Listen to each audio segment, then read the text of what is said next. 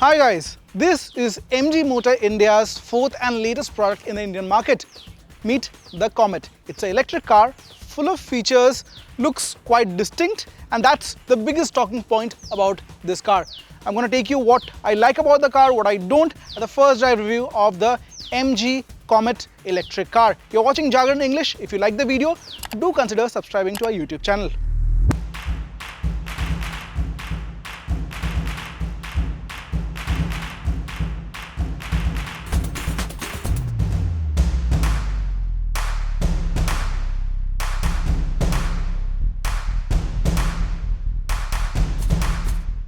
It's an absolutely new car to us, but in several global markets, this car has done wonders for the brand. Now, it's a tall boy design, looks quite squat and stubby. The tall boy design is accentuated by the face and also the side profile. 12-inch wheels, steel cap with rims here. The side profile is actually less than 3 meters long, which makes me wonder what kind of buyers would be tempted to go for this car. Right at the front, you can see connected light strip that joins the front fascia. Also, there's a beautiful blue line that connects black LED and this beautiful tacky green paint shade. Also, the charging port has been given right on the face.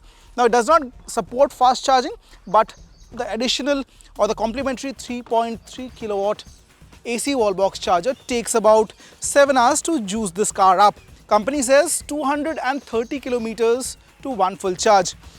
The lights are full LEDs. Again, it's seamlessly integrated to the front end design. The grille is pretty minimal.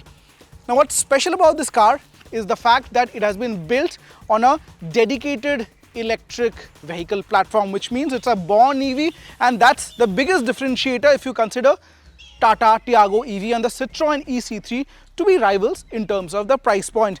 Now, one interesting thing about the Comet is the fact that whether you look at from the rear third or the front third, the face and the back looks quite similar. The reason being this light strip. Even at the rear tail lamps, it's a connected strip much like the headlight unit. So is the tail lamp cluster, which resembles to the front. You get good quality reverse camera and you have sensors to go with. Now, Comet is a little distinct because it's a 3-door car. Even to get into the third row, you have to access through the front.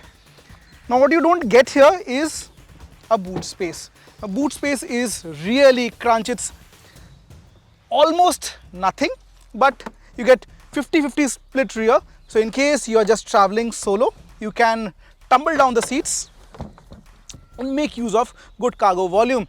You don't get a space saver. Instead, you have a tire puncher kit, also a charging gun that comes complimentary. Let's hop onto the cabin and tell you more about the features. Getting to the second row is a bit of a task, but it's a one-step thing.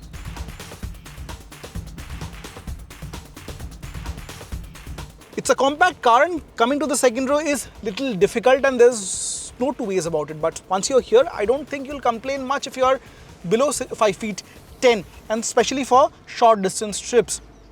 My height for reference is 5'7", and you can see I have enough space to move around my leg. Also, the headroom is not an issue. I have fixed type headrest.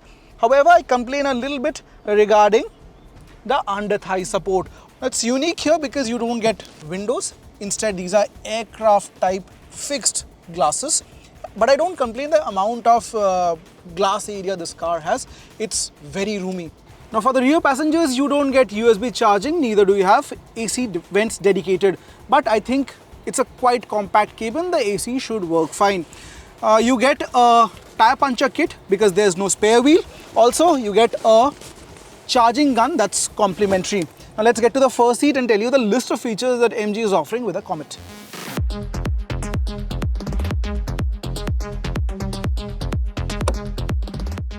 The door is quite wide and getting into the car, especially to the front, is not a problem. The fabric quality, the dashboard is quite consistent and it feels upmarket and premium. Especially this twin 12.5-inch touchscreen right in front. I believe this will remind you of how Mercedes makes its cars. You don't get wireless charging or sunroof here. It's a very small car, but on the flip side, you have automatic ACs. The steering wheel resembles that of a gaming console and also is adjustable for your height. Now it's built on a dedicated EV platform, as I told you before, which means the space on offer is decent and the packaging is quite nice, especially if I'm sitting in the front row. Coming to the co-passenger seat is not a difficulty because it's a wide tunnel and it's a free space here. Overall, I think the biggest USP of the cabin is the use of light color interior, and secondly, the kind of material used, it exudes premiumness. Now you get wireless Android Auto and Apple CarPlay with this car. Also, the positioning of USB charging point is little different. Also, you don't get front glove box here. Instead, you have a horizontal placement to keep your knickknacks. So let's go for a drive.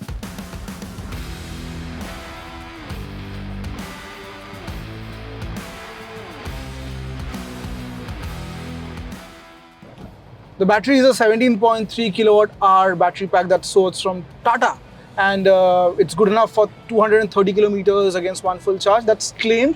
In real life, expected to offer you 180 to 200 kilometers, obviously depending on your driving dynamics. You have 3 drive modes to choose from. You have Eco, Normal, Sport that you can toggle through the help of this button. Even in Eco mode, I believe the car felt quite peppy. Obviously, the dimensions help. It's zippy to cut across through the traffic. It's quite a simple task. But also, I think the engine tuning or the motor tuning here is quite likable. It develops humble 42 PS and 110 Newton meters, but the weight of the car is also manageable. It's slightly over 800 kilos, which means it's one of the most compact cars in the market in terms of light as well. It's easy to drive in tight city spaces thanks to its compact dimensions. And also, if you are in a mood to have a little bit of fun, this car will actually support. But don't get me wrong, it's not a performance car. If you are taking your turn at a little higher speed than you should, then there are chances you would feel extreme amount of body roll. The visibility is great, the performance is decent, the handling is average, the braking is good. Electric car, you often talk about safety, and company says the battery has been tested through 39 stringent parameters and it has come out with flying colors.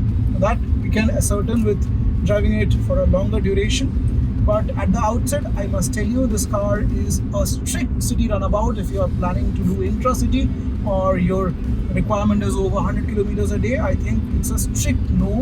And also, MG believes its branding policy has been quite aligned with city usage with a limited case. That was our limited time with the MG Comet and my experience with this car. I can tell you more once I have this car for a longer duration.